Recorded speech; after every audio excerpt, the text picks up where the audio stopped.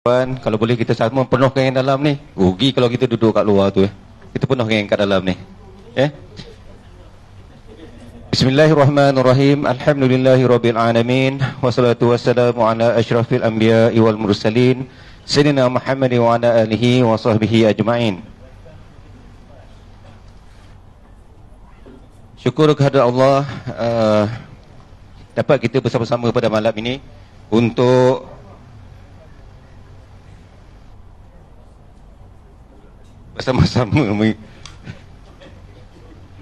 bersama-sama untuk mengikuti syarahan perdana daripada penceramah kita Brother Syahirid, InsyaAllah. Dan ingin kita jelaskan sedikit mengenai perkembangan terkini surau kita. Sebentar lagi kita akan ikuti program syarahan perdana, dan insyaAllah pada 18 bulan 2 kita akan mengadakan pertandingan azan Bilal Junior. Yang ini terbuka kepada anak-anak kita, anak-anak lelaki berumur 7 hingga 15 tahun, dan tarikh tutup penyertaan adalah pada 11 bulan ni. Penyertaan sangat memberansangkan dan permohonan masih lagi dibuka. Semalam ini kita bersama-sama dengan Brother Syahirid. Mungkin ramai yang dah browse kat YouTube dan tengok dia punya profil dan tengok dia punya program-program. So hari ini kita dapat live lah, live dengan Brother Syah. Dan tajuk syarahan perdana kita malam ini adalah berkaitan dengan dakwah dan juga ibrah, insyaAllah. Dan sedikit biodata tentang Brother Syah ni adalah nampak ia macam ni sebenarnya, tapi dia low profile, kan? Dan ramai juga yang tanya siapalah Brother Syah ni. Okey, kita tengok. Beliau merupakan tokoh Maulidul Rasul peringkat kebangsaan pada tahun 2012, dan juga beliau merupakan tokoh Ma'al Hijrah pendakwah mu'alaf peringkat wilayah Persekutuan 2022, dan beliau pernah menerima anugerah pendakwah negara saudara kita tahun 2015, dan beliau merupakan duta rahmah latihan menteri di Jabatan Perdana Menteri Bahagian Agama, dan beliau merupakan fellow Akademi Da'i Muda Yadim TV Al-Hijrah 2021 hingga 2023. So inilah sedikit, banyak lagi mungkin Brother Syah lepas ni akan buka lah rahsia-rahsia sikit. Banyak juga rahsia yang saya tahu, tapi nak cerita banyak-banyak pun tak apalah. Dan perjalanan program kita malam ni kita santai-santai, very simple. Dan saya tak pasti Brother Syah perlukan meja ni atau tidak. Yang saya kenal dia akan merayau satu dah. Dan perjalanan program kita malam ni very simple. Brother Syah akan mulakan program dia. Lepas tu kita akan beri laluan kepada azan Isyak. Lepas tu beliau akan sambung dengan sedikit ceramah beliau. Dan kita akan buka kepada Q&A. Dan Brother Syah amat minat dengan Q&A. Kalau tak ada Q&A ni, rasa macam lauk tak cukup garam lah, lebih kurang. Lagi banyak soalan, dia lagi bersemangat. InsyaAllah. So tanpa membuang masa, kita persilakan Brother Syahirid untuk memulakan syarahan beliau. So the floor is yours, sir. Nak habis pukul 10 pun okey.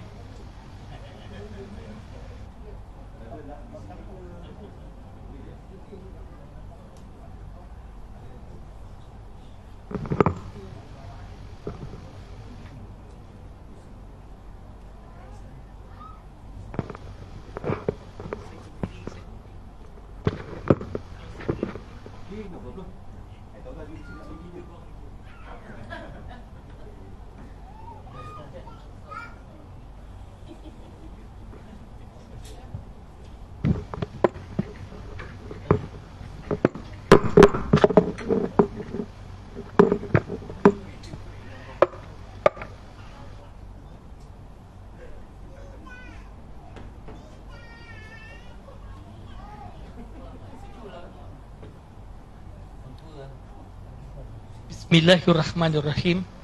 Alhamdulillahirabbil alamin. A'udzu billahi minasyaitonir rajim. Rabbis uli sodri wa yassirli amri wahlul 'uqdatam min lisani yafqahu qawli. Kepada pengacara majlis kita Tuan Haji Halim, juga rakan-rakan yang baru kenal tadi, Saudara Hasan, Saudara Osman, Saudara Wan Arifin. Nak sebut nama seorang-seorang ke? Tuan Imam, seluruh jawatan kuasa Surau Desa Mewah, tuan-tuan dan puan-puan yang dirahmati Allah Subhanahu wa taala. Assalamualaikum warahmatullahi wabarakatuh. Apa khabar semua? Alhamdulillah. Apa khabar iman dan takwa? Kenapa lain macam bunyi? Iman tu ada tak macam turun naik? Ada. Oh, kalau iman yang turun naik itu petanda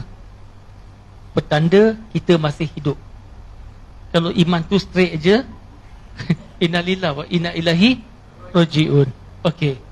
Jadi ini kali pertama saya rasa saya di surau ini. Terima kasih atas jemputan.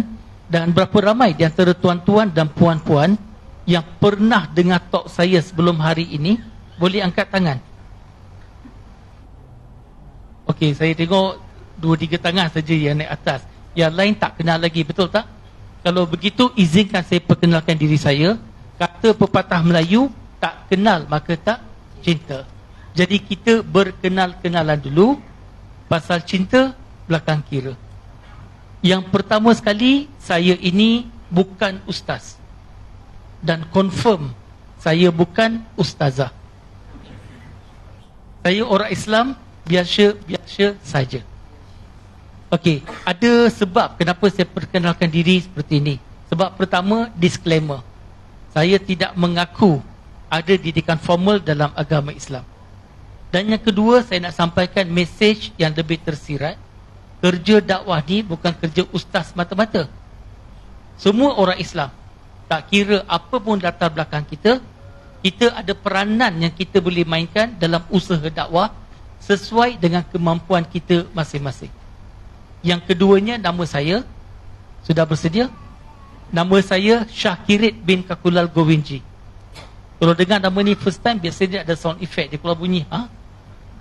Jarang pengacara majlis dapat sebut nama penuh dengan betul. Silap hari bulan, tergeliat lidah. Okey, so panggil saja dengan nama Bro Syah. Tapi nak sebut itu, tajwid kena betul. Dia kena sebut lembut-lembut sikit. Kalau sebut keras, takut bunyi beruk nanti. Dan saya telah memeluk Islam 28 tahun yang lepas. Lalu juga orang bertanya dengan saya, bagaimana saya masuk Islam? Nak tahu ke? Nak? Okey, tetapi panjang cerita dia. Okey, kalau pendek kan menjadi 3 hari 2 malam. Apa, saya bagi jawapan ringkas saja, boleh? Saya masuk Islam dengan ucap 2 kalimah syahadah. Karena semua dah tahu kan macam mana saya masuk Islam. Macam mana? Dengan ucap 2 kalimah syahadah. Apa dah? Kalau ada ruang saya cuba selit nanti. Baik. Kita berkumpul pada hari ini adalah sempurna dengan satu peristiwa istimewa dalam agama Islam. Tidak lain tidak bukan Isra' dan Miraj.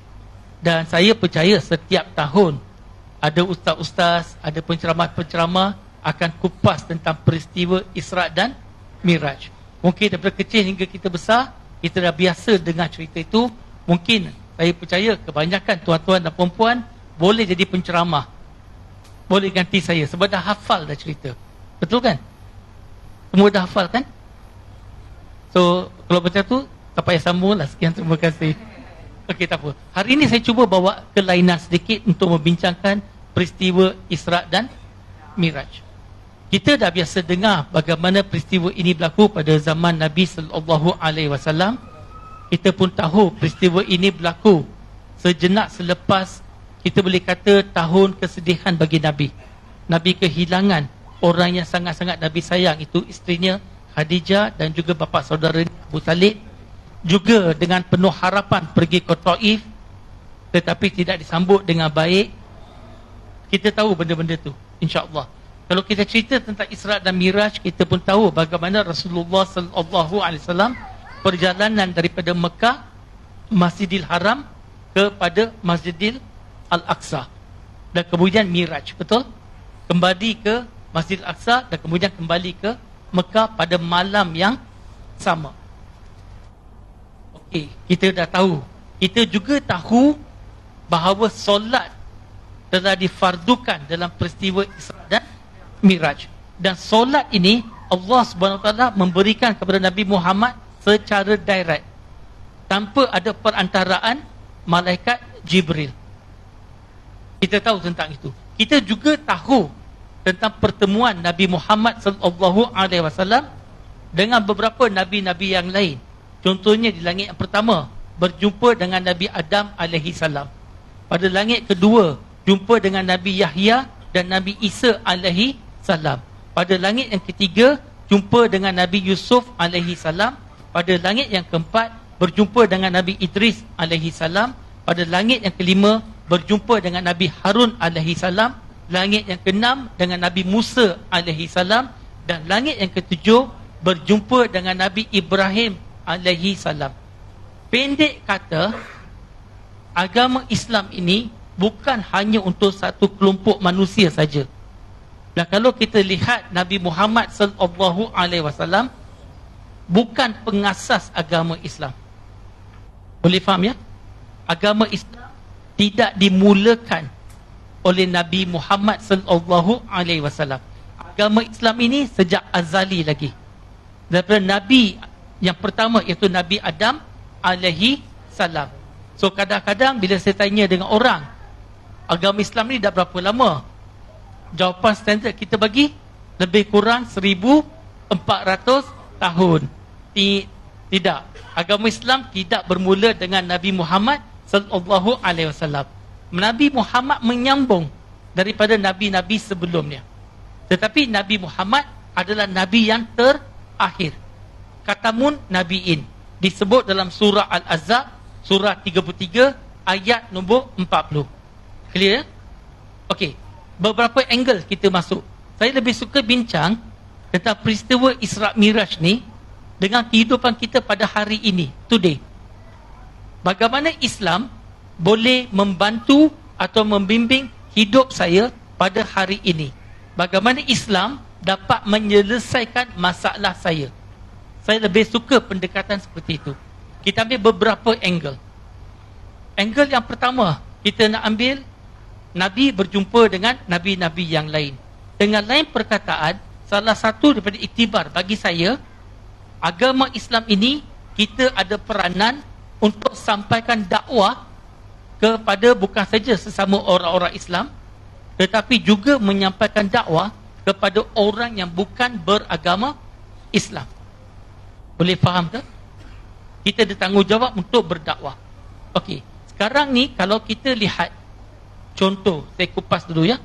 Surah Ali Imran, surah yang ketiga, ayat nombor 110. Saya percaya kita semua hafal.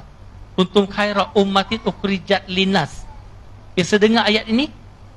Maksud ayat ini ialah kamu, iaitu merujuk kepada umat Nabi Muhammad. Kamu adalah sebaik-baik umat yang lahir di kalangan manusia. Bererti umat Nabi Muhammad ini adalah umat yang terbaik di kalangan manusia. Bila kita dengar ayat ini, apa respon kita? Biasa kita respon, yes, kitalah umat Nabi Muhammad, kitalah orang Islam, kita ni guarantee masuk syurga. Kita jahat macam mana pun tetap masuk syurga.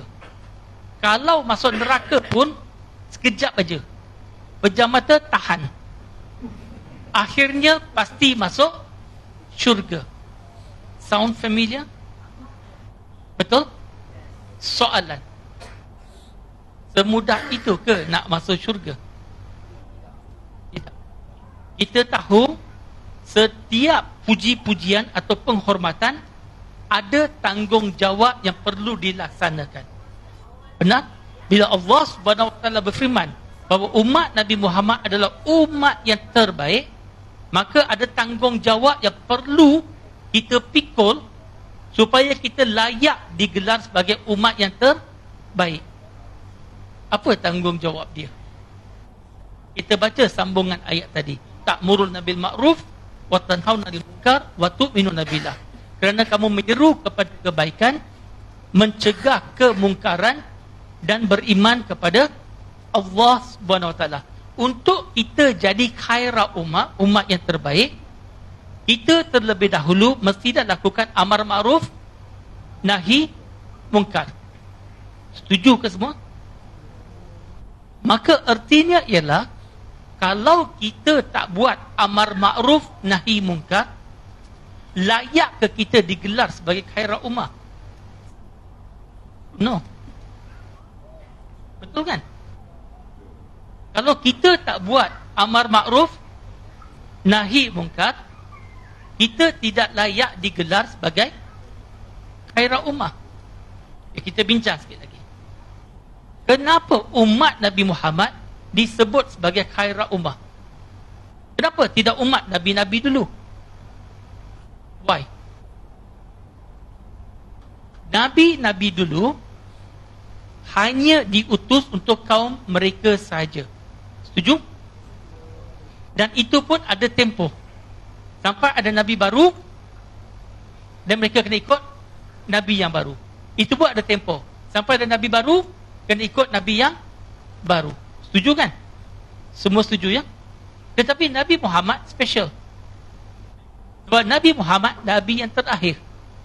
Surah Al-Azab, surah 33 ayat 40, katamun nabiin. Nabi yang terakhir. Bererti selepas Nabi Muhammad sallallahu alaihi wasallam wafat, meninggal dunia, ada tak Nabi baru yang akan ganti? Tidak ada Nabi baru akan lahir. Tak ada. Setuju? Kejap ya. Maksudnya macam mana ya? Jadi kalau Nabi Muhammad sallallahu alaihi wasallam sudah pun wafat, meninggal dunia, siapa yang sambung kerja-kerja Nabi? Para sahabat. Bila sahabat meninggal dunia, para tabi'in. Bila tabi'in meninggal dunia, tabi'in. Dan seterusnya, dan seterusnya, dan seterusnya. Hari ini, siapa yang perlu sambung kerja-kerja Nabi? Orang Islam. Setuju kan? Siapa dia orang Islam hari ini? Siapa dia orang Islam hari ini? Jangan sebut kita. Saya. Kalau sebut kita, saya risau. Sikap kita ialah, kalau aku tak buat, adalah orang lain yang buat. Saya bagi contoh. Ini contoh je. Contoh. Saya ada RM100 di sini. Sekeping. Siapa nak? Saya. Dia terus sebut saya. Tak ada sebut kita pun. Kalau keluar duit RM100, siapa nak? Saya. Tak wujud dah kita. Tetapi kalau kerja-kerja dakwah ni, tanggungjawab siapa? Kita. Boleh faham? So, kerja dakwah ialah kerja kita. Kerja saya. Dan bila kita lihat di sini, kerja Nabi Muhammad SAW, lepas Nabi Muhammad tak ada Nabi baru akan lahir. Nabi baru tak akan lahir lagi. Maka disambung oleh para sahabat, para tabi'in, tabi'ut tabi'in, dan seterusnya, dan seterusnya, dan seterusnya, sampai ke hari ini, kita, saya dan anda menjadi orang Islam hari ini. Itu spesialnya umat Nabi Muhammad. Inilah perbezaan kelainan umat Nabi Muhammad berbanding dengan umat-umat terdahulu. Kita ambil contoh dalam surah Fatir, surah yang ke-35, ayat nombor 24, surah An-Nahl, surah nombor 16, ayat 36, surah Ar-Ra'd, surah 13, ayat nombor 7. Allah Subhanahu wa taala berfirman yang bermaksud kepada setiap umat, setiap kaum telah kami hantar utusan untuk beri peringatan. Setiap kaum, setiap umat ada nabi-nabi diutus kepada mereka. Mesej nabi-nabi ini serupa. Sembah Allah, jangan lakukan tagut. Buat baik, jangan buat jahat. Boleh faham? Dari segi akidah, semuanya mempunyai tauhid sama. Akidah tak ada beza. Semua nabi sama akidah. Kalau berbeza pun mungkin dari segi syariat. Boleh faham ke? Abi good? Clear? Okey. Tetapi kalau nabi-nabi dulu, bila mereka wafat, ada nabi baru akan lahir dan sebagainya. Tapi special umat Nabi Muhammad, kita yang sambung kerja Nabi.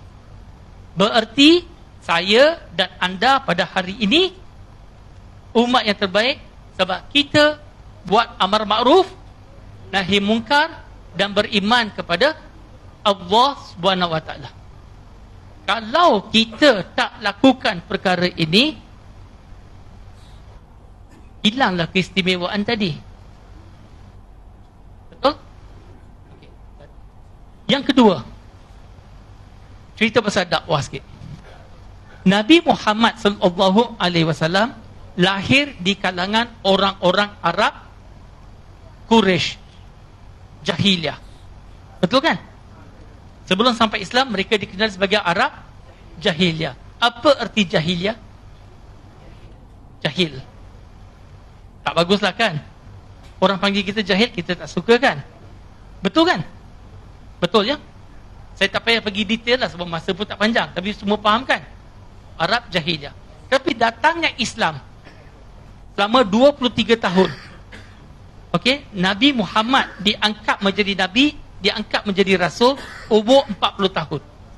Dah ada dua fasa. Fasa pertama sebelum hijrah. Biasa kita sebut di Mekah. 13 tahun pertama adalah di Mekah. Dan kemudian fasa kedua selepas hijrah di Yathrib. Atau lebih dikenali sebagai Madinah. So 13 tahun campur 10 tahun, 23 tahun. Dalam 23 tahun, orang-orang Arab jahiliah tadi yang berperang antara satu sama lain, bergaduh antara satu sama lain, yang mabuk dan sebagainya, dengan panji Islam, dengan syiar Islam, disatukan mereka. Sehingga kan orang Islam memerintah dunia. Betul kan? Lebih kurang 800 tahun, lebih kurang 1000 tahun, orang Islam memerintah dunia. Kalau kita dengar dulu, biasa mereka sebut zaman kegelapan. Itu zaman kegelapan di Eropah. Orang Islam, tamadun yang cukup tinggi. Are we good? Clear? Orang Arab jahiliah, kalau kita lihat tamadun mereka betul-betul bawah. Tapi dengan adanya Islam, telah diangkat orang-orang Arab ini menjadi peneraju dunia. Memerintah dunia. Hari ini, kalau kita lihat umat Islam, kedudukan umat Islam pada hari ini, adakah kita puas hati? Adakah kedudukan umat Islam ni semakin meningkat ke ataupun semakin jatuh?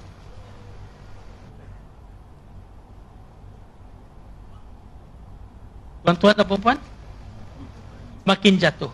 Are you happy about it? No, I'm also not happy. Saya pun tak suka. Kalau kita lihat 50 tahun lepas dengan 20 tahun lepas, 20 tahun lepas lagi teruk. 20 tahun lepas dengan 10 tahun lepas, 10 tahun lepas lagi teruk. 10 tahun dengan 5 tahun lepas, 5 tahun lepas lagi teruk. 5 tahun lepas dengan hari ini semakin teruk. Bukan agama Islam. Agama Islam perfect. Agama Islam sempurna. Agama Islam tak ada masalah. Saya cerita tentang umat Islam, orang Islam, Muslim. Betul kan? Macam-macam peristiwa yang berlaku keliling kita hari ini, umat Islam semakin lemah. Kalau kita tak ubah apa-apa, we don't change anything, dalam masa 5 tahun akan datang, 10 tahun akan datang, 20 tahun akan datang, di mana kedudukan kita umat Islam? Kalau graf tu daripada masa ke masa semakin jatuh, kalau kita tak ubah, graf ni akan semakin jatuh ke bawah. Betul kan? Betul? Saya bagi contoh. Kalau nak contoh, saya boleh bagi contoh tuan-tuan dan puan-puan. Kalau kita ambil contoh sekitar tahun 80-an, biasa kepada waktu itu kita dengar orang-orang Melayu murtad. Saya tak kata benda tu tak berlaku, tapi kita biasa dengar tak? Tak berapa biasa dengar. Setuju kan? Kalau orang nak murtad ke apa-apa, satu, Malaysia akan kecoh. Tapi hari ini macam mana? Dalam sosial media, terang-terangan ramai yang ke depan dan mengakui diri mereka sudah pemurtad daripada agama Islam. Itu baru saya bagi satu contoh saja. Kalau kita lihat tahun 80-an dan sebagainya, kalau kita tengok dari segi gejala LGBT dan sebagainya, adakah ianya berleluasa? Tapi hari ini, tuan-tuan dan perempuan, saya lihat ramai di sini adalah remaja-remaja 50-an, 60-an. Betul? Mungkin ada remaja 70-an pun. Okey, ramai kan? Remaja 50-an, 60-an dan 70-an. Yang mana lagi teruk cabaran? Yang remaja 50-an, 60-an, masa kita dulu kecil, muda, zaman itu lagi teruk cabaran, ataupun remaja belasan tahun hari ini cabaran mereka lagi teruk? Sekarang lagi teruk. Kalau kita tengok keliling kita hari ini, lebih banyak yang positif ataupun negatif pengaruh dia? Negatif. Positif ada, bukan tak ada, tapi jauh lebih banyak adalah negatif. Kalau keliling negatif, anak kita, cucu kita, mereka akan lebih cenderung lah jadi positif ataupun negatif. Sebab pull factor lebih kepada negatif. Setuju kan? Betul? So cabaran hari ini jauh lebih teruk daripada cabaran masa kita yang umur 50-an, 60-an sebagai contoh, masa kita remaja dulu. Cabaran mereka lagi teruk. Jadi sebagai ibu bapa kan, jangan sekali-sekali kita compare zaman kita dengan anak kita. Zaman mak muda dulu, mak tak cakap dengan mak bapak macam ni. Bukan macam kau sekarang ni. Sound familiar ke? Sebab cabaran mereka tak sama dengan cabaran kita. Setuju kan? Okey. Tetapi adakah ini bererti we can do nothing? Saya tahu graf sekarang tengah jatuh kan? Tapi adakah itu bererti kita tak boleh buat apa-apa? Sebenarnya boleh. Kita boleh naikkan balik graf umat Islam ni, naik balik. Kita boleh kembali, insya-Allah. Kita akan kembali menjadi orang Islam yang memerintah dunia. Boleh faham ke? But we have to change. Kita kena buat perubahan kepada yang lebih positif, insya-Allah. Kalau zaman Nabi SAW, Nabi seorang-seorang Islam pada awalnya dapat wahyu, kemudian isterinya beberapa sahabat Islam, dan mula-mula diamalkan cara sembunyi, kemudian cara terbuka, dan kemudian hijrah, dan Islam berkembang, betul? Setuju? Kita masih boleh buat. Tetapi apa syarat dia? Ini pandangan saya. Syarat pertama bagi kita kembali kepada Islam. Tak payah bincang tinggi-tinggi. Kita bincang yang basic. Asas, just basic. Kita kembali kepada Islam. Yang pertama, amal Islam bukan ikut-ikutan. Amal Islam bukan turun-temurun. Tetapi kita kena amal Islam dengan pemahaman. With understanding. Bukan hanya mengaji Quran, tetapi kita juga mengkaji Al-Quran. Kita amal Islam dengan ilmu. Bukan sekadar ikut-ikutan. Tetapi hari ini dengan ledakan maklumat, dengan media sosial, dengan internet, hujung jari je untuk dapat maklumat. Tapi maklumat ada yang baik, ada yang tak baik. Kena pandai kita tapis. Itu yang pertama. Yang kedua, kita sebagai orang Islam kena belajar bersatu hati dengan kalimah La ilaha illallah Muhammadur Rasulullah. Kita kena belajar bersatu hati.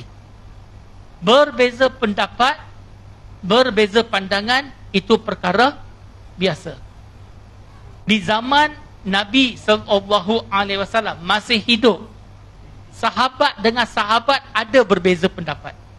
Betul kan? Bila Nabi dah pun wafat, meninggal dunia, sahabat dengan sahabat ada berbeza pendapat. Ulama-ulama besar, ulama-ulama muktabar, ada berbeza pendapat antara satu sama lain. Berbeza pendapat is not the problem, bukan isu. Sebab dalam Islam, kita ada adab-adab, ada etika dalam mengurus perbezaan pendapat. Perkara ketiga, kita sebagai orang Islam kena kembali menjadi umat yang berdakwah. Kita kena berdakwah. Kalau kita lihat, bila orang Islam berdakwah, Islam tersebar ke 4 penjuru dunia, Islam memerintah dunia. Tetapi bila kita mula berhenti atau kurang kita berdakwah, umat Islam menjadi semakin lemah. Kalau kita hari ini nak kembali umat Islam jadi umat yang terbaik, kita kena mula berdakwah. Berdakwah kepada sesama Islam penting, tetapi juga berdakwah kepada non-Muslim. Agree? Setuju? Betul? Dan bila kita nak berdakwah dengan non-Muslim, saya fokus pada dakwah non-Muslim. Sebab kalau kita boleh menguasai skill dakwah kepada non-Muslim, skill itu kita boleh guna pakai bila berdakwah kepada sesama Islam. Tapi kalau kita hanya belajar dakwah sesama Islam, belum tentu ia mencukupi untuk berdakwah kepada non-Muslim. Boleh faham ke? Dua-dua penting. Dakwah pada orang Islam penting, dakwah kepada non-Muslim penting. Tapi kalau kita belajar dakwah non-Muslim, insya-Allah kita boleh dakwah kepada sesama Islam. Okey, sekarang fokus pada dakwah non-Muslim. Untuk dakwah pada non-Muslim, banyak pendekatan yang boleh kita guna. Yang paling asas, yang paling basic dan yang paling penting ialah dakwah bil hal.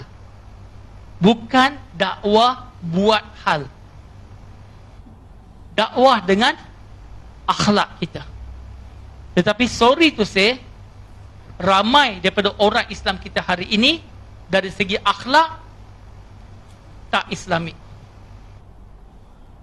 Banyak benda-benda yang negatif yang dilakukan di kalangan orang-orang Islam sendiri. Dan ini memberikan gambaran yang negatif, gambaran yang buruk kepada non-Muslim dalam mengenali apa itu Islam. Sebab non-Muslim, dia nak tahu tentang Islam, buku yang pertama dia baca bukan Al-Quran. Dia bukan baca buku hadis dan sebagainya. Buku pertama dia baca tentang Islam adalah buku yang bernama Osman. Buku yang bernama Arifin. Buku yang bernama Halim. Buku yang bernama Hasan. Buku yang bernama Khadijah. Buku yang bernama Siti. Buku yang bernama Ramlah. Tahu tak? Non-Muslim nak kenal Islam, buku pertama yang dia baca ialah orang-orang Islam keliling dia. Siapa orang Islam keliling dia? Dia akan faham Islam dengan melihat orang Islam keliling dia. Non-Muslim, kalau orang Islam keliling dia, orang-orang Islam yang bagus, yang baik, dia akan dapat gambaran yang positif, yang baik tentang Islam. Tapi kalau orang-orang Islam keliling dia yang bermasalah, yang problem punya ni, dia akan dapat gambaran agama Islam adalah agama yang buruk, yang problem. Are we good? So yang pertama, dakwah bil hal. Yang kedua, dakwah bil lisan, dengan kata-kata. Yang ketiga, dakwah bil katabah, penulisan. Hari ini tak payah buku-buku, novel pun tak payah. Ada ni media sosial, ada Facebook, ada Twitter, ada IG, ada WhatsApp. Kita boleh gunakan platform-platform media sosial ini untuk kita menyampaikan tentang dakwah. Kita juga boleh buat dakwah bil mal, dengan harta benda. Kita boleh buat dakwah melalui dakwah bil hikmah. Itu kerja sukarela. Ada banyak NGO Islam kan? Kita boleh masuk NGO Islam dan buat kerja-kerja dakwah. Kita boleh curahkan fikiran kita, tenaga kita, harta kita, wang ringgit kita, masa kita, insya-Allah. Antara pendekatan dakwah, kita boleh guna pendekatan dakwah bil muqaran al-adyan ataupun perbandingan agama. Tapi kalau kita belajar perbandingan agama, bukan untuk menghentam atau menghina agama-agama lain. Clear ke? Malaysia ni negara majmuk, terdiri daripada pelbagai kaum, pelbagai agama dengan budaya dan adat masing-masing. Kita kena hidup saling hormat, menghormati antara satu sama lain. Tapi kita boleh gunakan perbandingan agama sebagai dakwah. Tapi jangan hina agama orang lain. Dalam surah An'am, surah nombor 6, ayat nombor 108. Allah Subhanahu Wa Taala berfirman yang bermaksud, janganlah kamu mencerca apa yang mereka sembah selain dari Allah. Nescaya mereka mungkin kembali mencerca Allah dengan melampaui batas tanpa ilmu. So ini saya bagi beberapa contoh perbandingan agama, boleh? Beberapa example. Okay. Yang pertama sekali, katakan saya nak berdakwah dengan orang Kristian. Saya jumpa orang Kristian, saya dakwah dengan dia. Kalau saya gunakan Al-Quran, saya gunakan hadis, sunnah Nabi, orang Kristian terima ke tak terima? Dia tak terima. Sebab dia tak beriman pada Al-Quran, tak beriman pada sunnah, betul? Jadi kalau saya berdakwah dengan Kristian, saya tetap akan gunakan Al-Quran, saya tetap gunakan hadis, tetapi saya juga akan gunakan Bible. Sebab bila saya guna Bible, itu kitab dia. So saya akan gunakan Quran, saya guna Bible, saya juga guna logik akal. Boleh faham ke? Okey, contoh, saya bagi contoh. Bila saya jumpa kawan-kawan Kristian, ada antara mereka ni padri, ada yang pastor, ada yang bishop, ada yang missionary. Bila jumpa dengan mereka, saya cakap, ni bila dah kawan, dah jadi kawan, saya cakap dengan mereka, oh saya baca Bible ni, saya dapatinya menarik. Dia katanya kenapa menarik? Sebab ada persamaan antara Al-Quran dan Bible. Dan dia akan minta contoh persamaannya macam mana. Dan saya akan bagi dekat dia. Ini saya bagi contoh. Saya akan tanya dia balik, kalau ikut agama Kristian, apakah perintah yang paling utama, the most important commandment? Bagi mereka yang mengkaji tentang Bible, jawapannya dalam Gospel of Mark bab 12 ayat 29 dalam Bible. Seorang lelaki bertanya dengan Jesus Christ, apakah perintah yang paling utama? Lalu Jesus Christ menjawab balik, Syama Israelu Adonai Ilahaino Adonai Ihad. Jesus Christ dulu bukan cakap bahasa Inggeris, dia cakap bahasa Ibrani, Hebrew language, lebih tepat lagi Aramaic.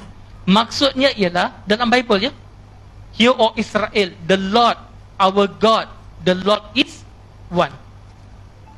Perintah yang paling utama ialah, dengarlah orang Israel, Tuhan kamu, Tuhan kita, Tuhan adalah satu. Ayat yang sama ada dalam Old Testament, Perjanjian Lama, oleh Moses, Nabi Musa AS. Dalam Book of Deuteronomy bab nombor 6 ayat nombor 4, sama, Syama Israelu Adonai Ilahaino Adna Ihad. Dengarlah orang Israel, Tuhan kamu, Tuhan kita, Tuhan adalah satu. Saya ulang balik, Jesus sebut Adonai Ihad, Moses sebut Adna Ihad. Dalam Quran, suratul Ikhlas ayat nombor 1 menyebut Huwallahu Ahad. Ahad, Ihad, Ihad. Arabic language, Aramaic language, Hebrew language. So dalam Bible pun kata Ahad, Ihad. Kul Huwallahu Ahad. Apa maksudnya? Katakan Allah itu Esa, tunggal, satu. Sebenarnya dalam bahasa Arab, kalau sebut satu, wahid. Ahad bukan satu. Kalau sebut satu, selepas satu ialah dua. Satu, dua, tiga. Tapi sebut ahad, dia tak ada dua. So Tuhan adalah saja. Nampak persamaan? Saya bagi satu lagi dalam kitab Bible. Menarik. Kalau kita lihat dalam kitab Bible, dalam Book of Exodus chapter number 20 verse number 3 to 5, dalam Book of Deuteronomy chapter 5 verse number 7 to 9, dalam Bible sebut, there is no other God before me. Tak ada Tuhan lain melainkan aku. Dalam bahasa Arab bunyinya la ilaha illallah. You should not make any graven image from the sky above you, the earth beneath you, the water underneath the earth. Do not bow down to them nor serve them, for I'm your Lord, I'm a jealous Lord. Dalam Bible kata, jangan kamu berikan rupa apa-apa pun daripada langit, mahupun daripada bumi, ataupun daripada air. Jangan kamu rupakan sesuatu dan jangan kamu sembah selain daripada aku. Akulah satu-satunya Tuhan kamu, Tuhan yang cemburu. Pendek kata dalam Bible kata jangan syirik. See the point? Dalam Al-Quran, dosa yang paling besar yang Allah tak ampunkan dosa apa? Syirik. Surah An-Nisa, surah nombor 4, ayat 48 dan ayat nombor 116. Dosa syirik Allah tidak akan ampunkan. Mana-mana dosa selain dari syirik Allah nak ampun, Allah ampunkan. Tapi dosa syirik Allah tidak ampunkan. Nampak tu cara kita berdakwah? Bukan fokus pada perbezaan, fokus pada persamaan. Kita tak kata semua agama sama, tak ada. Surah Al-Imran, surah nombor 3 ayat nombor 19, satu-satunya agama di sisi Allah adalah Islam. Surah Al-Imran, surah nombor 3 ayat 85, kalau siapa-siapa ambil agama selain dari Islam tidak akan diredai oleh Allah. Kita tak kata semua agama sama, tapi ada nilai-nilai persamaan. Fokus pada persamaan dulu, perbezaan kita bincang kemudian. Contoh, kita jumpa orang Hindu. Orang Hindu ada banyak kitab-kitab dia. Kitab dia yang paling suci, yang paling utama adalah Veda. Veda ada 4 jenis, Rig Veda, Yajur Veda, Sam Veda, Atharva Veda. Dia ada kitab Upanishad, Puranas, Mahabharata, Ramayana, Bhagavad Gita, Srimad Bhagavatam, Tirukural, Tirumurul, banyak kitab-kitab dia. Okey, kita ambil contoh. Dalam Chandogya Upanishad, kantor nombor 6, slokan nombor 2, mantra nombor 1 berbunyi Ekam Evat Vityam Sanskrit. Artinya Tuhan adalah satu, tidak ada dua.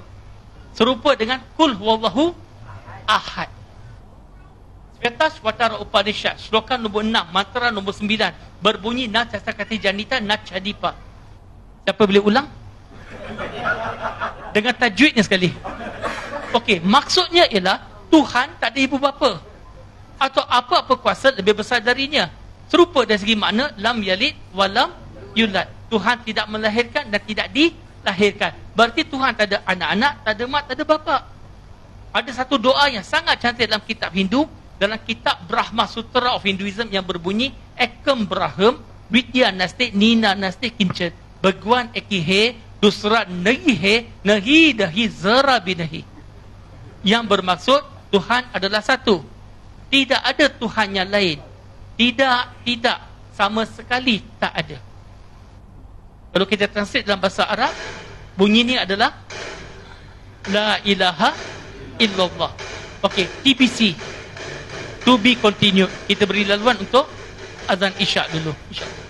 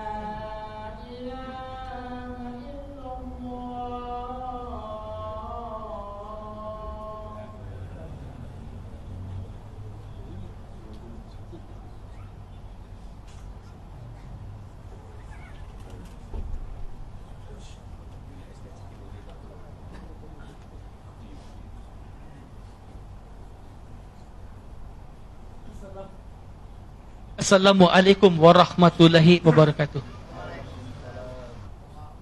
Terima kasih kerana anda tidak menundukkan saluran anda dan masih setia bersama.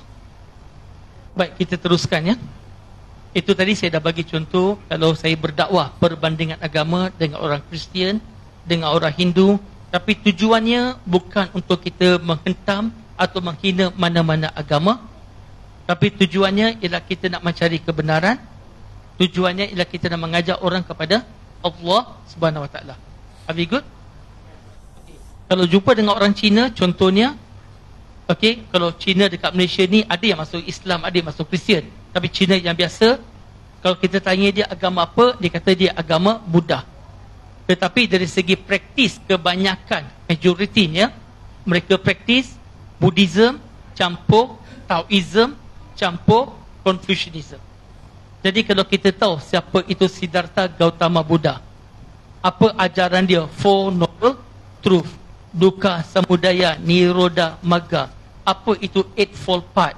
Right view, right thought, right speech, right conduct, right livelihood, right effort, right mindfulness. Apa artinya? Capai nirwana.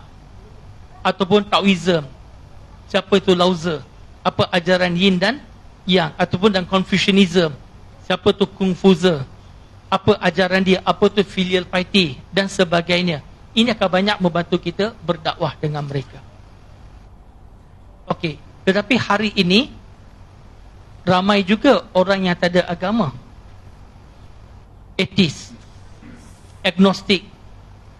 Betul?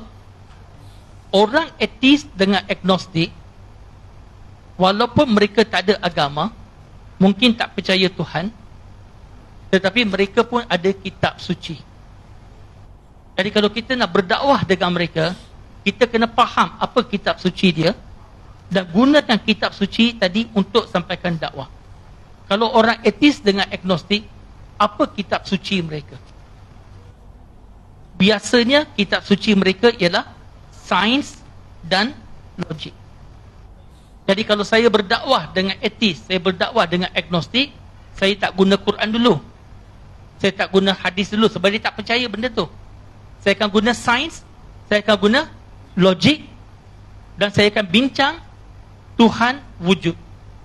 Saya akan gunakan evolution theory, general theory of relativity by Einstein, special theory of relativity, a study of photons of electromagnetic radiation, intelligent design, Quran dan sains sebagai contoh. Ini saya bagi contoh Quran dan sains.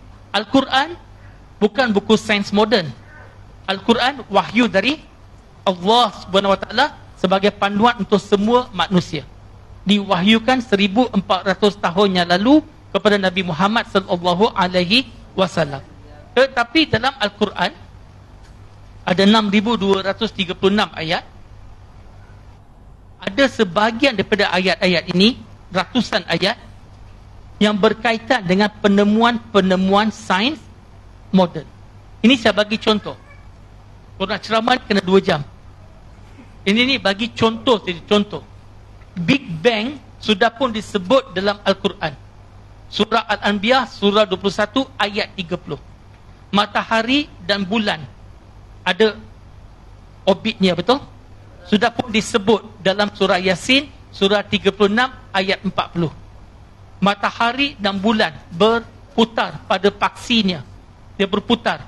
Disebut dalam surah Al-Anbiya, surah 21, ayat 33. Bumi kita adalah bulat, diberikan gambaran dalam surah Az-Zumar, surah 39, ayat nombor 5, surah Luqman, surah 31, ayat 29, surah Naziat, surah 79, ayat nombor 30. Gunung ganang menstabilkan bumi kita, surah Al-Anbiya, surah 21, ayat 31. Gunung ganang disebut sebagai pasak dalam Al-Quran. Pasak disebut dalam surah Naba, surah 78, ayat 6 dan 7. Cap jari kita tak ada yang sama, surah Qiyamah, surah 75, ayat 3 dan 4. Kulit kita ada deria rasa sakit, surah Nisa, surah nombor 4, ayat nombor 56. Kalau kita lihat embryologi, janin dalam perut ibu, disebut step by step dalam surah Mukminun, surah 23, ayat 14. 2 lautan yang bertemu tetapi tidak boleh bercampur, surah Ar-Rahman, surah 55, ayat 19 dan 20. Satu. Boleh kita tambah? Tanya etis tadi. Tanya orang agnostik. Bagaimana Al-Quran 1400 tahun yang lalu boleh sebut ayat-ayat yang sains baru tahu. Kita baru tahu 30 tahun lepas, 50 tahun lepas, 100 tahun yang lepas. So macam mana Quran boleh sebut benda-benda ni? Mungkin ke Nabi Muhammad sallallahu alaihi wasallam yang mengarang Al-Quran? Tak mungkin. Kalau kita kumpulkan semua manusia yang hidup 1400 tahun yang lalu, bolehkah mereka yang mengarang Al-Quran? Tak mungkin. Maka kesimpulannya ialah mustahil Al-Quran dari manusia. Kalau Al-Quran bukan dari manusia, Al-Quran dari siapa? Dari Allah. Allahu Akbar. Are we good? Okay, saya tambah sikit lagi.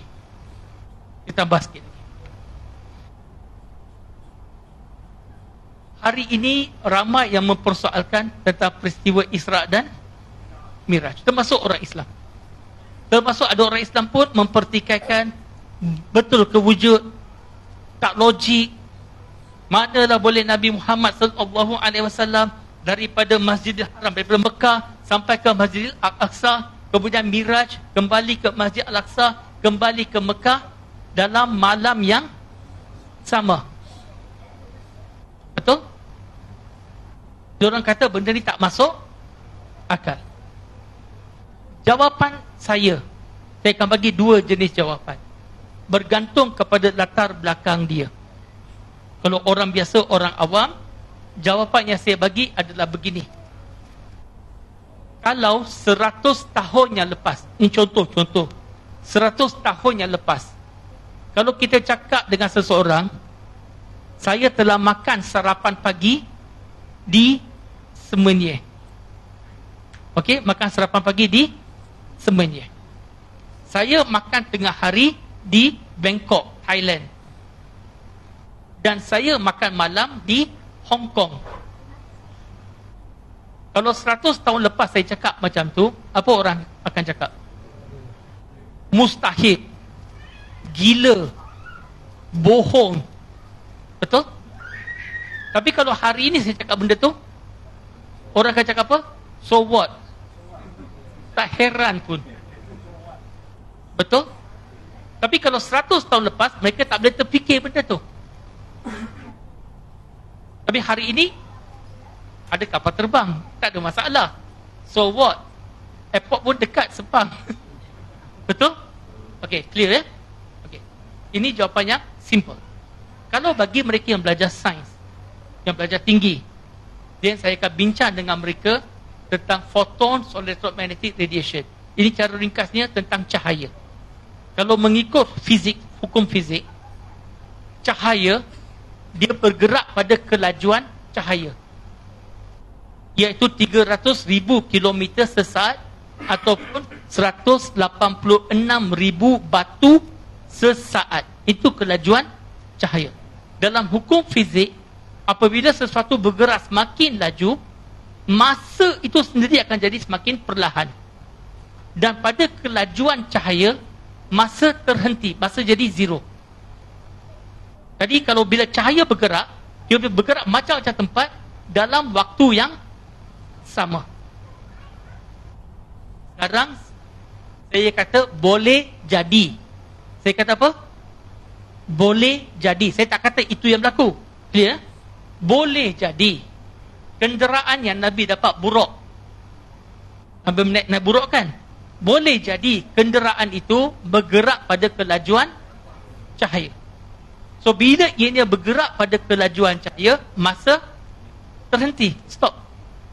Jadi semua tu berlaku pada kelajuan cahaya. Ini kita buat fizik, bukan cerita dongeng lagi. Are we good kah? So hari ini dengan ilmu sains yang kita ada, kita tahu perkara-perkara ini bukanlah mustahil. Tetapi kalau kita lihat di zaman Nabi sallallahu alaihi wasallam, ada antara orang-orang Islam kerana peristiwa Isra' Miraj tak percaya. Betul kan? terkeluar daripada agama terus. So satu iktibar yang perlu kita ambil, kepercayaan kita, iman kita dalam agama Islam bukan ikut-ikutan, bukan sekadar kepercayaan, tapi iman kita mestilah atas dasar keyakinan, yakin. Sahabat Nabi Abu Bakar As-Siddiq, bila orang bawa kepada Abu Bakar As-Siddiq, kau percaya ke Nabi boleh pergi daripada Mekah sampai ke Masjid Al-Aqsa, Miraj dan sebagainya malam tadi? Apa kata Abu Bakar As-Siddiq? Tanpa teragu-ragu, kalau Nabi kata ya, ya. Itu menunjukkan keyakinan. Hari ini kita nak ada iman kita, takwa kita ni level apa? Kita yakin dengan Islam. Tetapi untuk capai keyakinan, dia tak boleh ikut-ikut. Keyakinan ini mesti berdasar kepada ilmu. Ilmu yakin. Kita kena belajar Islam. Kita kena faham tentang Islam sampai kita yakin. Jangan takut bertanya soalan. Jangan takut bertanya soalan. Al-Quran 332 kali ayat Quran bermula dengan qala. Mereka bertanya. 332 kali ayat Quran bermula dengan kul, katakan. Mereka bertanya, katakan. Quran penuh dengan soalan dan jawapan. Ada soalan, tanya. Tetapi yang susah nak cari jawapan. Saya tahu. 28 tahun yang lepas saya masuk Islam. Ingat nak tukar agama senang ke? Ingat senang-senang boleh tukar agama? Tak ada. Tukar baju boleh lah. Beli kedai, beli baju, tak suka, tukar baju lain, tak ada masalah. Tukar-tukar agama tak boleh. Saya nak masuk Islam dulu, saya tanya soalan, saya kena marah. Tanya soalan, kena marah. Awak ni ikhlas ke tak ikhlas nak masuk Islam? Kalau awak ni ikhlas masuk Islam, jangan tanya soalan. Masuk je. Mana boleh. Saya nak masuk Islam, mestilah saya tanya soalan. Saya selalu kena marah. Ada antara soalan saya tanya, lepas 2 tahun baru dapat jawapan. Ada soalan, lepas 5 tahun baru saya dapat jawapan. Ada soalan, lepas 15 tahun baru saya dapat jawapan. Tetapi saya tidak berhenti tanya soalan. Lagi saya tanya soalan, lagi saya dapat jawapan. Bila dapat jawapan, apa berlaku pada keyakinan saya? Bertambah. Are we good ke? Clear? Saya ambil satu lagi aspek tentang Isra' Miraj. Antara perintah utama dalam Isra' Miraj yang Nabi dapat ialah tentang apa? Solat. Sembahyang. Solat ni sangat-sangat special dalam agama Islam. Sangat special. Yang membezakan antara orang kafir dengan orang yang beriman terletak pada solat. Ini hadis Nabi, saya Muslim. Hadis sahih. Yang membezakan antara orang beriman dengan orang kafir terletak pada solat. Kalau tak solat 5 waktu sehari, apa beza kita dengan orang kafir? Nauzubillah. Saya dulu mula-mula saya masuk Islam, tahu tak berapa kali saya solat sehari? Cuba teka. Mula-mula dulu. Teka je. Bukan kena bayar, bukan. Saya solat 0 kali. Sebab tak tahu cara solat. Lepas lebih kurang 3 bulan saya masuk Islam, sekarang dah tahu cara solat. Dah pandai solat. Bila dah pandai, berapa kali saya solat sehari? Bukan 5 kali. 2 kali, 1 kali, 1 kali, 1 kali, 2 kali sehari, 1 kali, 3 kali, 4 saya tak pasti ada atau tidak. Tapi 5 tak pernah. Tak pernah bangun solat subuh. Sampailah saya jumpa hadis tadi yang membezakan antara orang kafir dengan orang beriman terletak pada solat pucat. Hadis yang berikutnya, bila kita dah meninggal nanti di akhirat, Allah akan perintahkan malaikat hitung solat kita. Amalan yang pertama Allah akan hitung solat kita. Kalau solat tak cukup, apa berlaku pada amalan lain? Habis tu automatik, lepas itu 5 kali sehari. Boleh faham ke? Dan solat sembahyang dalam Islam Relevan ke tak relevan sampai hari ini? Sangat relevan. Yang pertama, dalam agama Islam, siapa-siapa pun boleh jadi imam. Kita tak ada padri. Tak ada konsep padri, tak ada konsep sami. Tak ada. Siapa-siapa boleh jadi imam. Tuan nak jadi imam? Boleh. Tuan nak jadi imam? Boleh. Tuan nak jadi imam? Boleh. Yang penting tahu jadi imam. Betul kan? Soalan dia, wanita nak jadi imam boleh ke tak boleh dalam Islam? Boleh ke tak boleh? Boleh. Islam tak larang apabila wanita solat sesama sendiri. Betul? Dalam Islam, wanita pun boleh jadi imam. Dan seorang jadi imam. Yang lain semua luruskan saf, rapat-rapatkan saf. Bahu sentuh bahu. Jangan tinggalkan ruang, nanti syaitan lalu. Ego. Aku lagi mulia, aku lagi kaya, aku pangkat lagi besar. No. Kita semua ni solat sebelah-sebelah. Tak kira pangkat Tan Sri ke, datuk ke, office boy ke, CEO ke, kerani ke, tak ada masalah. Betul kan? Kalau CEO datang lambat sikit, dia mungkin solat belakang office boy. So bila sujud, dia sujud dekat kaki office boy. Betul kan? Betul ke tak betul?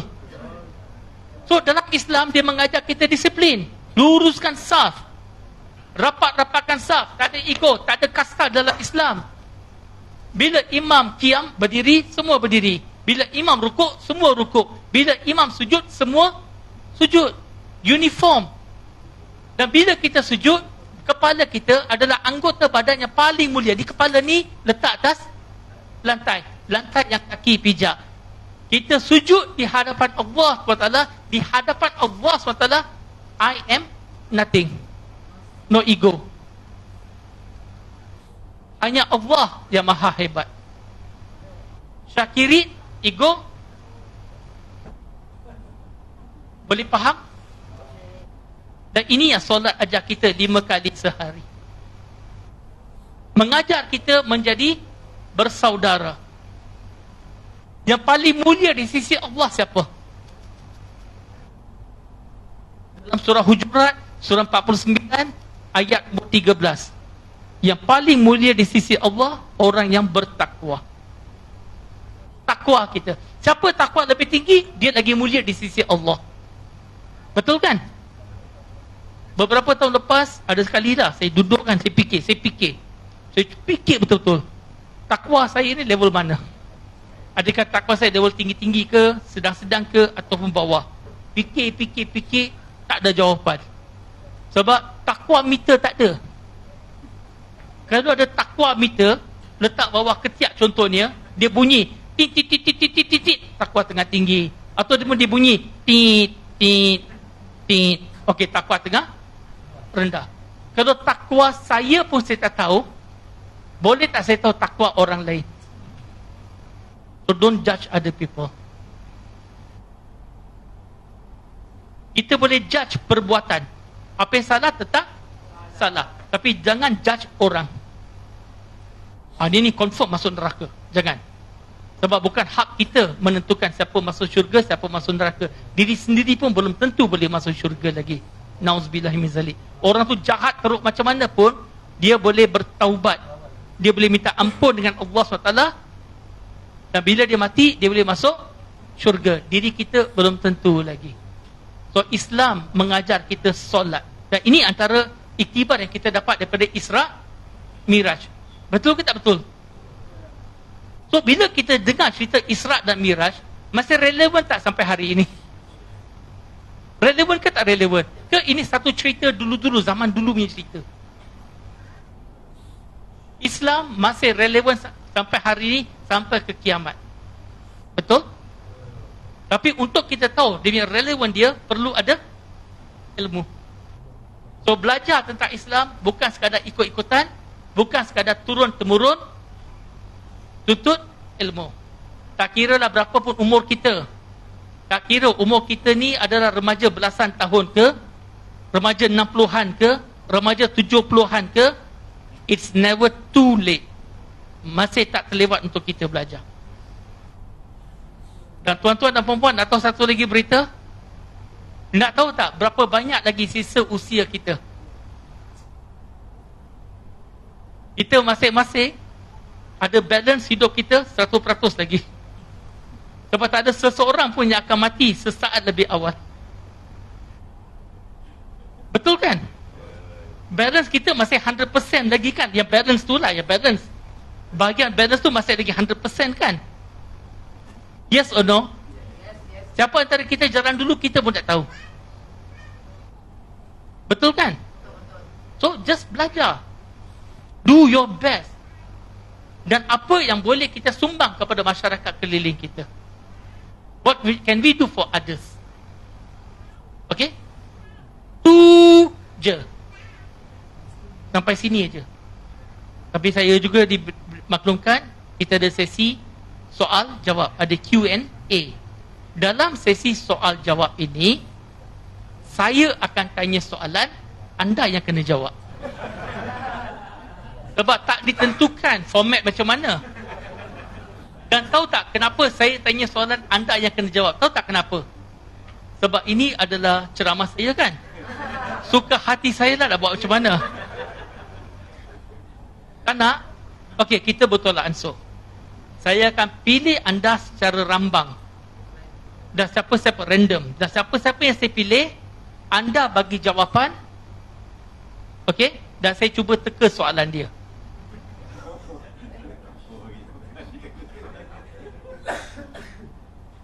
Tak nak? Anda tanya soalan, saya jawab. Macam tu. Okey, tapi dengan satu syarat. Anda hanya boleh tanya soalan-soalan yang senang-senang sahaja, supaya saya dapat jawab semua soalan tuan-tuan dan puan-puan dan nampak cerdik sikit. Tidak, tuan-tuan dan puan-puan. Tanya apa saja. Clear ke? Tanya apa saja. Apa-apa saja. Kalau saya tahu, saya jawab. Kalau tak tahu, saya cakap saya tak tahu. Clear? Dan siapa yang ada jawapan, boleh bagi jawapan. Okey, tapi kita mungkin ikut masa yang ada tak panjang. So kita ambil beberapa soalan. Termasuk muslimah nak tanya soalan pun boleh ya. Saya difahamkan ada mic disediakan untuk muslimah. Betul ya? Okey. Okey, mic tu kita boleh bagi dekat muslimah lah, zon tudung. Tak apalah, tuan-tuan Haji dah pegang mic tu, rasmikan dulu. Tanya dulu, tak apa. Oh, soalan tak ada. Okey. Assalamualaikum warahmatullahi wabarakatuh. Saya cuma nak tanya satu soalan berkaitan dengan orang bukan Muslim, non-Muslim. Dia tak selesa sangat dengan perkataan kafir. Ada tak implikasi dia bila kita bercakap dengan mereka bahawa kau ni kau kafir? Dan mereka lebih selesa kita menggunakan istilah non-Muslim. Dalam pengalaman saudara Syah, ada tak dia punya implikasi dia atau kesan bila kita menggunakan term-term ataupun perkataan-perkataan seperti tadi lah, kafir dan juga non-Muslim itu? Terima kasih. Baik, terima kasih atas soalan yang ditanya. Kalau kita tengok perkataan kafir itu pun daripada perkataan kafarah. Ada sebut kafir. Ya, kafarah ni artinya menutup. Secara literal maksudnya menutup. Kalau zaman dulu petani, kan mereka bercucuk tanam kan, petani pun dipanggil kafir. Tapi hari ini juga petani jangan panggil kafir pula ya. Itu dulu. Ini contoh. Okey. So dan kalau kita tengok dalam konteks agama kita, kafir adalah orang yang mana kebenaran tentang Islam sudah pun sampai kepada dia secara jelas, dan dia ditolak kebenaran tadi. Itu kafir. Abi good kan? Okey. Tetapi dalam usaha dakwah saya, kalau saya sebut kafir kepada non-Muslim, ramai daripada non-Muslim tak faham kafir itu apa sebenarnya. Dia tak faham. Bagi dia, pemahaman mereka, perkataan kafir ini ada satu konotasi bahawa ia perkataan mereka ni jahat. Benda yang buruk. Boleh faham ke? Kalau kita tengok lagu Hindustan sebagai contoh, cerita Bobby, tahu cerita Bobby? Mesyair. tu nahi. Ingat, dalam tu ada juga mekafir pun nahi. So bagi orang Hindu, orang India ni, kafir itu dia tak faham macam mana orang Islam faham. Kafir tu adalah gelaran yang buruk, jahat. Boleh faham maksud saya? Tapi bagi saya kalau dengan anak Muslim, saya nak dia faham mesej yang saya sampaikan. So saya lebih suka gunakan istilah-istilah dalam bahasa yang dia faham. Clear ke? Saya suka bila saya bercakap dengan mereka, saya nak mereka faham apa yang saya sampaikan. So saya suka guna bahasa istilah yang mereka faham. Saya bagi contoh. Kalau kita diorang tanya, cerita pasal sembahyang, kita pun cakap, solat dalam Islam ni adalah fardu yang mesti dilakukan 5 kali sehari semalam, dan solat ni mesti berwuduk dulu, kalau tak dapat air kena bertayamum. Apa yang kita cakap tu memang betul. Tapi mesej sampai ke tak sampai? Tak sampai. Lebih baik saya gunakan bahasa yang dia faham. Kalau saya gunakan perkataan terma dalam bahasa Arab pun, saya akan jelaskan apa maksud dia. Saya bagi satu lagi contoh lain. Saya ni berdakwah. Dah banyak buat program-program dengan ketua-ketua agama lain. Dan bila saya perkenalkan dengan mereka, saya memang cakap dengan mereka, saya ni pendakwah. Saya buat kerja-kerja dakwah. Saya gunakan perkataan dakwah. Bagi non-Muslim, mereka suka tak perkataan dakwah? Tak suka. Tapi saya explain pada mereka apa erti dakwah. Saya bagi tahu mereka, dakwah bukan bererti saya convert you masuk Islam. Saya tak boleh convert siapa-siapa masuk Islam. Surah Baqarah, surah nombor 2, ayat 272, Allah Subhanahu Wa Taala berfirman yang bermaksud, bukan kamu yang bertanggungjawab untuk beri hidayah. Allah yang beri hidayah pada siapa-siapa yang dihendakinya. So bukan saya boleh convert siapa-siapa. Yang boleh convert hanya Allah saja. So dakwah ni artinya apa? Menyampaikan, menerangkan. So saya bagi tahu mereka, so bila saya buat kerja dakwah, saya menyampaikan penerangan tentang Islam. To give you information about Islam. And not only I give you information about Islam, I also want to understand and learn from you about your religion, your belief as well. It's two way. Bila cakap macam tu, mereka selesa. Boleh faham ke? So benda yang negatif pun boleh dipositifkan. Kalau hari ini pergi dekat airport barat contohnya, okey, lepas tu sebut jihad, apa akan berlaku? Positif ke negatif? Negatif terus. Tapi bila saya jumpa dengan diorang, saya bagi tahu apa erti jihad daripada perkataan jahadah. Jihad bukannya holy war. Clear? Jihad bukan holy war. Kadang-kadang orang Islam pun translate jihad bahasa Inggeris holy war. Jihad dalam bahasa Inggeris ialah to struggle. Boleh faham? Jihad is to struggle. Dan kita explain apa maksud jihad dan sebagainya. So bila kita dah explain kepada mereka apa yang bagi mereka adalah sesuatu yang negatif, bila mereka faham, mereka akan letak pada tempatnya. Are we good? Itu pun satu dakwah. Saya harap itu menjawab soalannya. Okey, kita bagi ruang kepada muslimat pula. Sebab saya tahu jarang muslimat dapat peluang untuk bertanya soalan. Betul ke tak betul? Kalau muslimat yang nak tanya soalan, silakan. Assalamualaikum. Waalaikumsalam warahmatullahi wabarakatuh. Saya ada seorang sahabat ibu tunggal. Seorang sahabat? Ibu tunggal. Ibu tunggal. India Muslim. Okey. Jadi saya nak tanya bro lah, macam mana saya nak dia India Muslim Okey. Understood. So tapi yang saya nampak dia tidak dibimbing dengan sebaiknya lah. Okey. So termasuk anak-anaknya. Sebab Understood, kita boleh tengok daripada pemakaian dia, apa-apa semualah. Bila saya bercakap dengan dia, dia lebih kepada kekurangan dia dari segi keuangan. Saya ni tak nak dia lari akidah dia. So how I want to approach? Sebab salah satu kehidupan dia, dia beli anjing. Saya cuba beri nasihat. Dia kata hanya dengan anjing saja dia boleh bercakap. Anjing memahami hati dia. So macam mana cara dia bro? Panjang cerita dia. Dia kadang-kadang soalan dia pendek, tapi nak jawab ni kena 4 ceramah. Okey, saya bagi ringkas saja, saya bagi ringkas. Yang pertama sekali, bila seseorang tu memeluk agama Islam, kita bagi mereka ni mu'alaf. Mu'alaf ni hidup mereka kebiasaan penuh dengan cabaran. Sebelum masuk Islam ada cabaran, semasa nak masuk Islam ada cabaran, selepas masuk Islam pun ada cabaran. Itu yang pertama. Yang keduanya, majoriti mu'alaf ni bila dah masuk Islam jarang dapat bimbingan. Saya bukan cari salah siapa-siapa ya.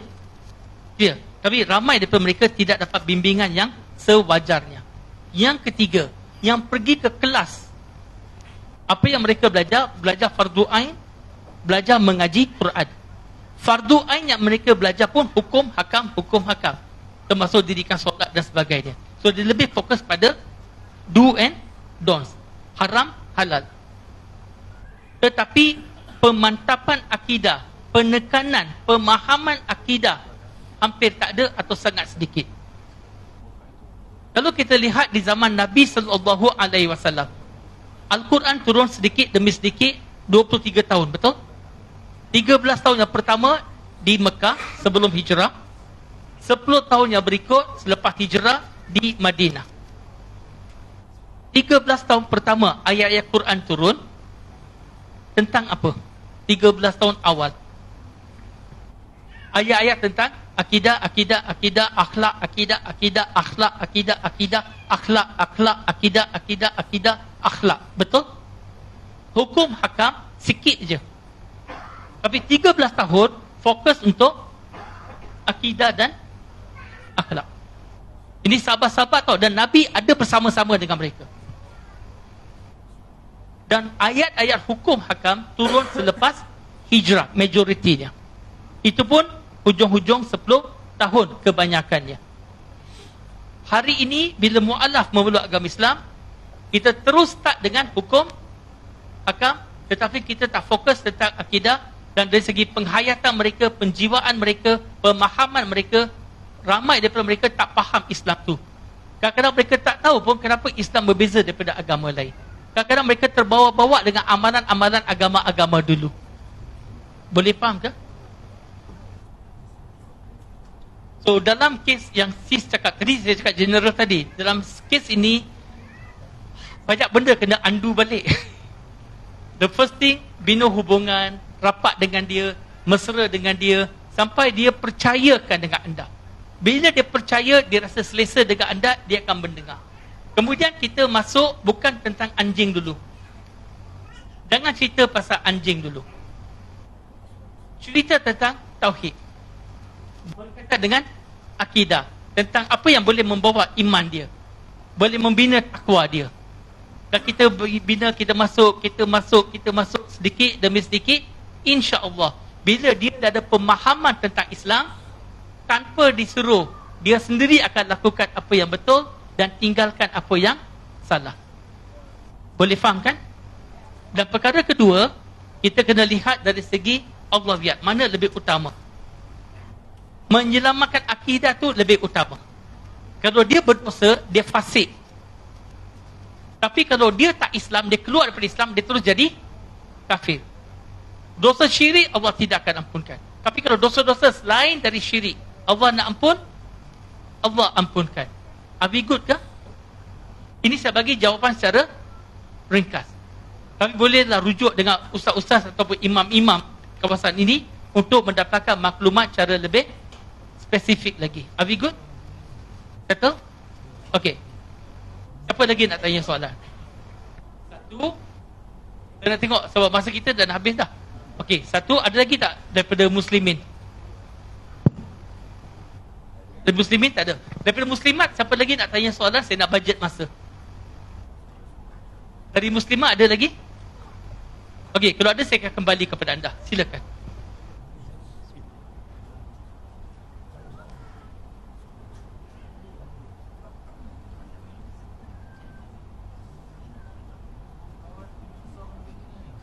Bismillah.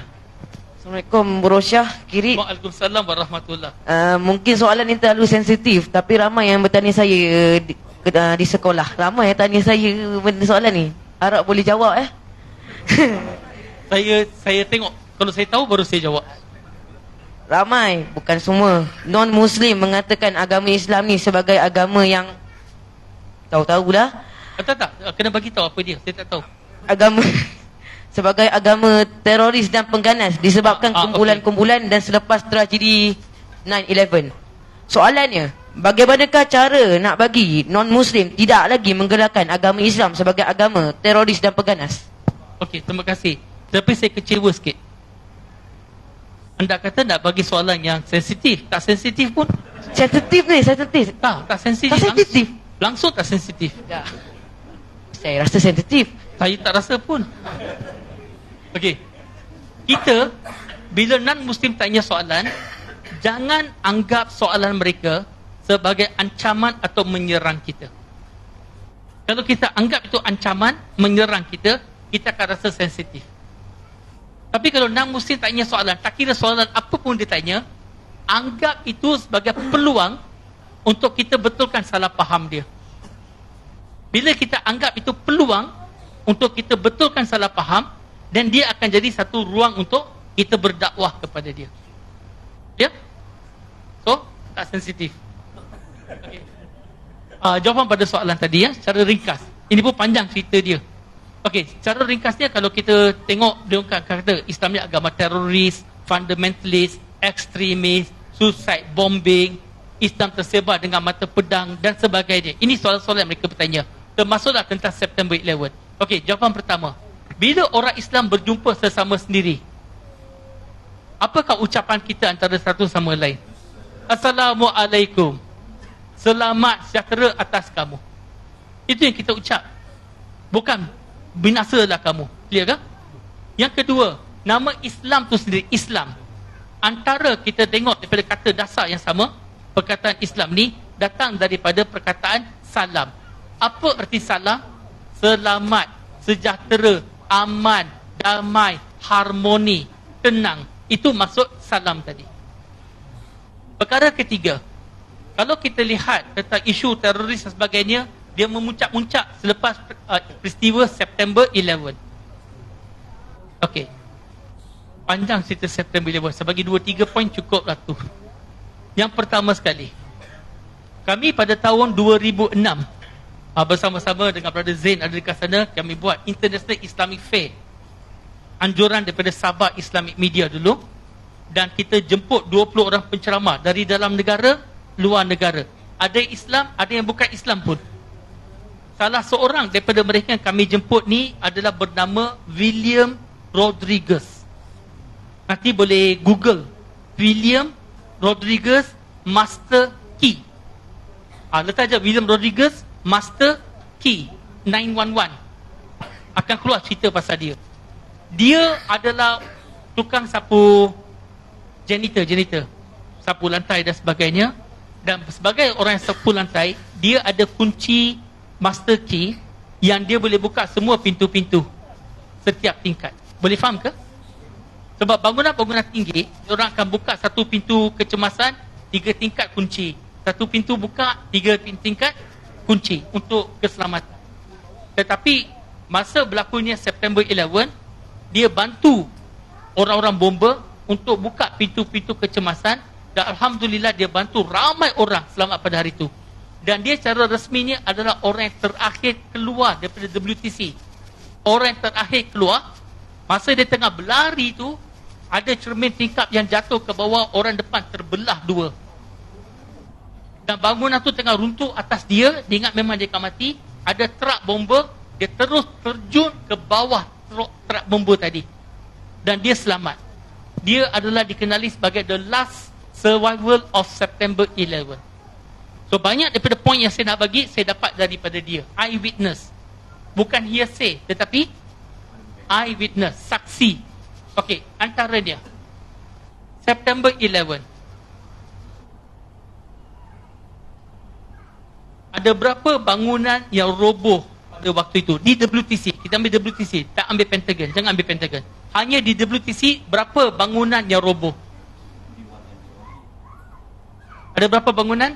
2. North Tower and South Tower. 2 bangunan yang roboh. Betul? Berapa? Sebenarnya jawapan tu salah.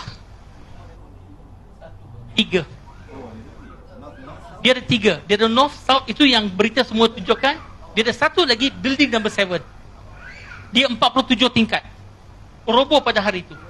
Berapa kapal terbang yang langgar bangunan? 2. 2 kapal terbang yang langgar bangunan, yang roboh 3 bangunan. Nak robohkan 47 tingkat, nak robohkan satu bangunan tu, dia panggil sebagai control demolition. Dia akan makan masa berminggu-minggu. Nak letak dynamite, letupan tu pada setiap tingkat, dekat tiang-tiang dan sebagainya. Kemudian tekan switch, bangunan tu akan roboh. Clear? Soalan kedua, kalau kita tengok kapal terbang langgar dekat WTC, ada 2 menara yang kita boleh bayangkan. Adakah seluruh bangunan terbakar atau bahagian yang kapal terbang langgar je yang terbakar? Bahagian yang terlanggar saja. Dan kenapa bangunan tu boleh roboh? Kemudian bangunan tu roboh, adakah dia roboh macam ni atau dia roboh ke bawah? Dia roboh ke bawah. Itu kita sebut sebagai control demolition. Kalau kita letak dynamite tekan tu, dia akan roboh ke bawah. Kita boleh tengok bangunan-bangunan dirobohkan. Tapi the thing is, kalau buat control demolition, dia kena letak dynamite tu berminggu-minggu lebih awal. Kemudian mereka jumpa pasport orang Islam, orang Arab. Tak terbakar, tapi seluruh bangunan terbakar. Untuk ada antara mereka yang mereka bagi senarai nama masih hidup. Macam-macam cerita. Pendekkan kata, tak boleh nak dibuktikan orang Islam yang melakukan September 11. Dan sebagai orang Islam, sebagai orang Islam, tak kira siapa pun yang bertanggungjawab. Sebagai orang Islam, kita mencela perbuatan itu. We don't agree with that. Islam melarang kita membunuh orang yang tidak bersalah. Dalam surah Al-Ma'idah, surah nombor 5, ayat nombor 32, Allah Subhanahu Wa Taala berfirman yang bermaksud, kalau kamu membunuh satu manusia atas muka bumi ini, kecuali dia melakukan kerosakan, adalah umpama kamu telah membunuh semua manusia. Kalau kita bunuh satu manusia, umpama kita telah bunuh semua manusia. Dan kalau kamu selamatkan satu nyawa manusia, tak kira Islam ke tak Islam, kamu selamatkan satu nyawa manusia, adalah umpama kamu telah selamatkan nyawa seluruh manusia. So dalam Islam, setiap satu nyawa adalah bernilai berharga. Are we good? Clear ke? Kalau anda kata Islam ni adalah teroris dan sebagainya, Malaysia kan negara Islam, Indonesia negara Islam terbesar di dunia. Tentera Islam mana yang datang ke Malaysia ataupun Indonesia? Dan kemudian saya akan jawab pada kawan-kawan Muslim di Malaysia. Anda, keluarga anda sudah berapa tahun tinggal di Malaysia? 40 tahun, 30 tahun, 50 tahun, 100 tahun. Kalau betul lah Islam tu teroris, hari ni kau tak hidup pun untuk tanya soalan. Kan? Betul? Okey, banyak lagi jawapan dia, tapi saya stop sampai sini aja. Boleh? Okey. Tu je. Okey? Boleh kita tutup? Boleh? Muslimah okey? Boleh tutup? Musliman okey semua? Alhamdulillah. Okey, tuan-tuan dan puan-puan, kalau ada peluang untuk anda belajar berdakwah kepada non-Muslim, nak ke tak nak? Tapi kekangan ialah biasanya masa kan? Okey, Alhamdulillah kami daripada NGO Unity, Global Unity Network ataupun ringkasannya Unity, Alhamdulillah kami ada apps untuk belajar berdakwah. Kerana kita boleh belajar berdakwah ni melalui aplikasi dengan handphone. Satu hari puratalah masa kita nak belajar ni 10 minit je. Boleh belajar ikut masa sendiri. Nak lepas subuh ke, sebelum subuh ke, masa tahajud ke, waktu makan tengah hari ke, waktu petang ke, tak kira. Belajar ikut masa sendiri. Dalam apps ni, bukan saja kami mengajar cara-cara berdakwah, bukan saja ada ujian, ada quiz, ada workbook dan sebagainya, tetapi kami juga akan guide, akan bimbing praktikal. Macam minggu pertama, jumpa kawan non-Muslim, senyum, cakap good morning. Boleh ke tak boleh? Boleh.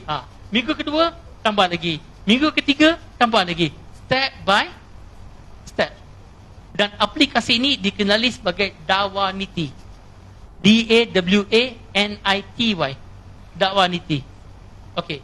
Tuan-tuan dan puan-puan, insyaAllah bulan ini, 20 hari bulan, kita akan buat pelancaran.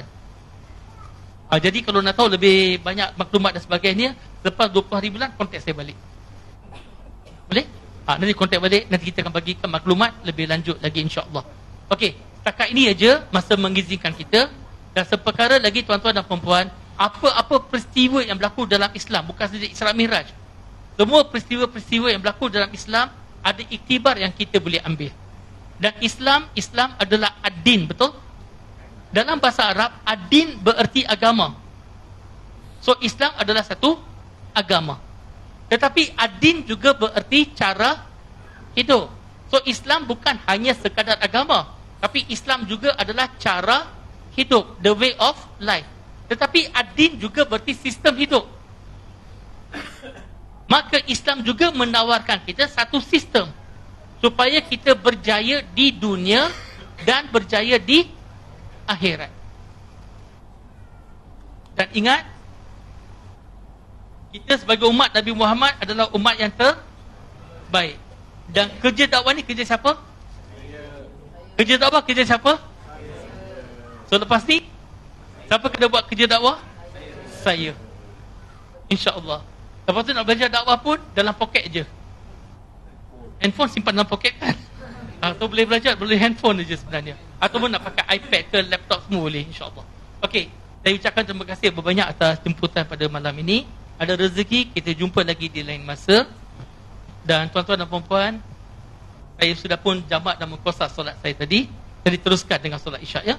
Wa akhiru da'wana alhamdulillahi rabbil alamin. Assalamualaikum warahmatullahi wabarakatuh. Waalaikumsalam warahmatullahi wabarakatuh. TQVM. Terima kasih banyak-banyak Brother Syah. Ya, alhamdulillah banyak ilmu yang kita dapat pada malam ini. Dan tempoh yang kita ada, masa yang kita ada terlampau pendek. So untuk further information dan lain-lain program nanti boleh contact Brother Syah sendiri ya. Boleh jumpa dengan pengajar untuk dapatkan contact number Brother Syah. Jadi program kita selepas ini kita akan solat berjemaah Isyak. Dan selepas pada itu kita ada sedikit jamuan pada para hadirin yang datang pada hari ini. Kita dah siapkan pack lah, dah pukul 10 kita siap nanti. Dan boleh kalau boleh ambil makanan tu yang telah kita sediakan. Kalau tak cukup minta maaf banyak ya, minta maaf banyak, tapi Allah cukup kot ya. Dan untuk sesi yang terakhir ni saya baru nampak Tuan Haji, ampun. Baru nampak. Terima kasih kerana datang juga. Dan bagi mengakhiri sesi syarahan kita pagi ini, kita persilakan Tuan Haji Naziria, Tuan Haji Rosli bin Haji Said untuk menyampaikan sedikit cenderahati kepada Brother Syah. Dipersilakan. Brother Syah, suri-suri kan?